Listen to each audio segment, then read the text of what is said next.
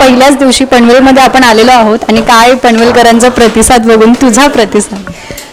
खूप amazing feeling आहे. स्टुडिओतनं बाहेर आलो आहे, थुकरटवाडीतनं बाहेर आलो आहे आणि थुकरटवाडी आता वेगवेगळ्या गावांमध्ये घेऊन जायची आहे. तर खरं तर खूप मोठं आव्हान आहे झी मराठीनी पेललेलं. पण मला असं वाटतं की आमच्यापेक्षा प्रेक्षकच आम्हाला साथ देतील, कारण का त्यांचं जे प्रेम आहे, त्यांचे जे आशीर्वाद आहेत, ते गेली वर्ष दीड वर्ष या शो बरोबर आहेत.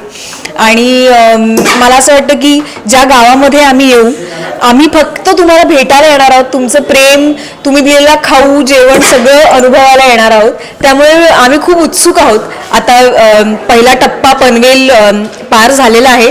अतिशय उत्कृष्टरित्या खूप खूप प्रेम आणि भरघोस प्रतिसाद, हाऊसफुलचा बोर्ड पहिल्यांदा चला हवं थुकरटवाडीच्या बाहेर लागलेला आहे. तर खूप भारी वाटते. तर असंच पुणे, नाशिक, कोल्हापूर, सांगली, गोवा अशा बऱ्याच ठिकाणी आम्ही येणार आहोत. त्यामुळे वाट बघा आणि आम्ही वाट पाहतोय.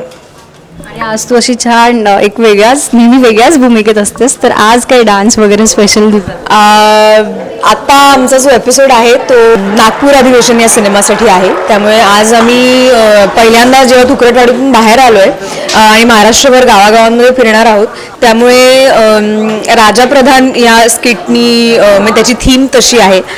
आणि त्यामुळे हा राणीचा वेश, मी आज राणी झाले.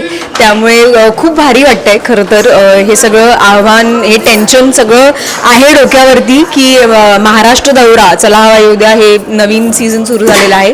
टेन्शन बरोबरच एक जबाबदारी आहे की प्रेक्षकांचं मनोरंजन करायचंच आहे, पण त्याचीच तयारी सुरू आहे. सो तुमचे आशीर्वाद आहेत. So all the best to us आणि आम्ही येतोय लवकरच.